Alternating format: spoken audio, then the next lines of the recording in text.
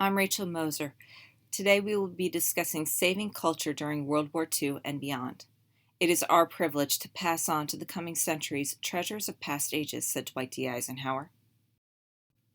Our topics include Hitler and stolen culture, war and cultural icons, monuments, fine arts, and archives, including the Monuments Men, saving the Lipizzaners during Operation Cowboy, and the impact on saving art and culture today through the Monuments Men Foundation and U.S. Committee of the Blue Shield. Some of the questions to consider are, were the Allied efforts to save art and culture necessary? Why is saving culture integral to freeing a nation from tyranny? And how did these initial efforts impact the continuing efforts to save art and culture today? Were the Allied efforts to save art and culture necessary? As a failed artist, Adolf Hitler stole art and culture from conquered nations under the guise of protecting these items from war for his future museum at Linz known as the Führer Museum. He commissioned Dr. Hans Pose to construct the new museum on June 26, 1939. As authorized by Hermann Göring on November 5, 1940, the Nazis stole priceless artifacts from conquered nations and people, especially Jews, for the Nazis' personal gain. So why is saving culture integral to freeing a nation from tyranny? Losing culture and art was a loss of emotional, historic, and physical identity for the targeted nations. One might say it's losing a nation's heart. Therefore, the nations fought back. And on January 5, 1943, 17 nations and the French National Committee signed a declaration condemning Nazi plundering of art and cultural icons.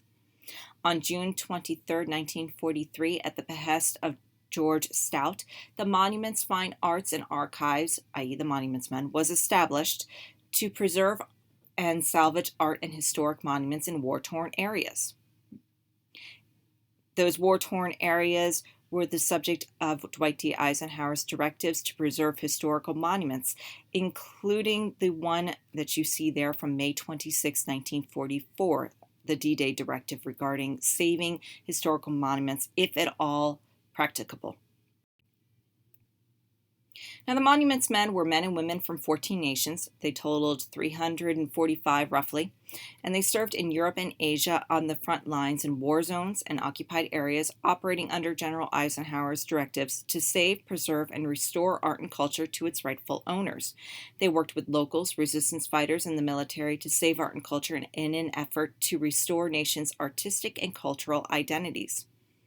Some of the Monuments Men and women include Motoko Fujishiro Huthwaite, Edward Croft Murray, James Rorimer, Captain Walter Hancock, Sherman Emery Lee, and George Stout.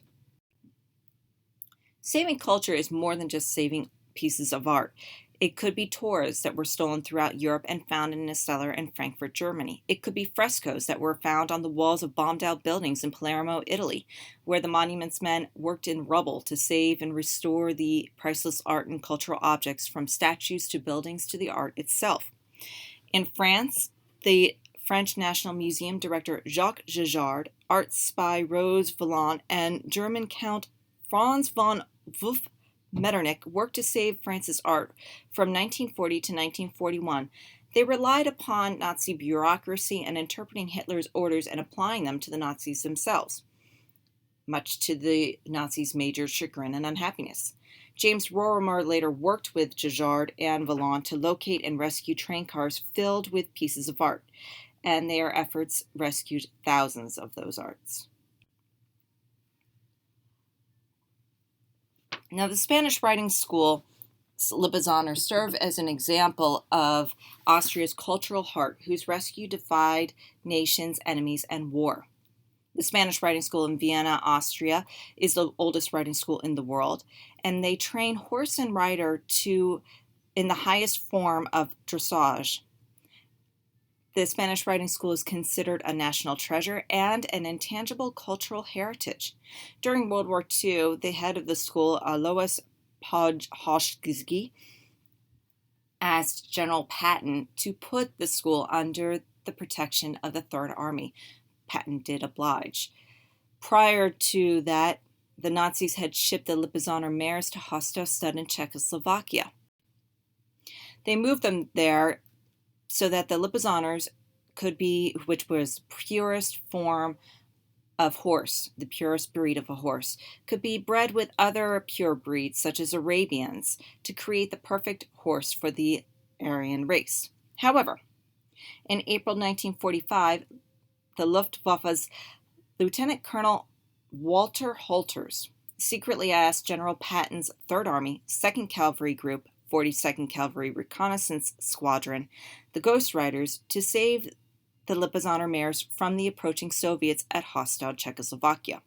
They were concerned that the Soviets would actually kill the Lipizzaners and use them for food. With General Patton's permission, Colonel Hank Reed of the squadron ordered Captain Thomas M. Stewart to Hostau to free Allied POWs and return with the Lipizzaners. With 350 men, he reached Hostau, accepted the German surrender from Lieutenant Colonel Herbert Rudolfsky, freed the Allied POWs, and turned Army trucks into horse trailers. They had to defend against attacks by the Waffen-SS Regiment Deutschland, and Stewart enlisted help from the German POWs, the former POWs, and Russian Cossacks to fend off the attacks. This motley crew was known as Stewart's Foreign Legion. It was one of only 2 times during World War II when former enemies fought together. When the trucks were ready, the mares that were pregnant or with newborns were loaded onto the trucks. American, German, and Cossack officers rode stallions, and the horses were rounded up like it was a cattle drive in the American West, and flanked by American trucks. Everybody, horses, Americans, former POWs, current POWs, Cossacks, traveled 18 miles to safety in Germany. Thus, we have today. So how did these initial efforts impact the continuing efforts to save art and culture today? Well, the Monuments Men Foundation came into existence after the Monuments Men was disbanded in 1949. Their ongoing efforts to find and return stolen art and culture from World War II honors the legacy of the Monuments Men. The legacy is also honored through education, and they have a current partnership with the National World War II Museum. Likewise, the U.S. Committee of the Blue Shield trains troops to protect cultural property in times of war, and they educate the public on cultural heritage, and they advise and assist cultural organizations during armed conflicts. And this is all in accordance with the 1954 Hague Convention on the Protection of Cultural Property in the Event of Armed Conflict.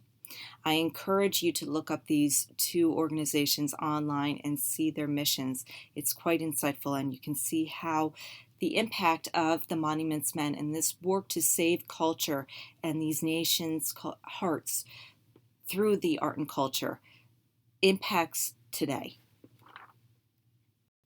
Okay, now we are at the end of our lecture, but I just want to leave you with this thought. Colonel Hank Reed said, "We wanted to do something beautiful," when he was asked why they saved these horses in the time of war. And that's what saving culture is. It's something beautiful in the face of wanton destruction. Please make sure that you complete this week's assignment. Thank you very much.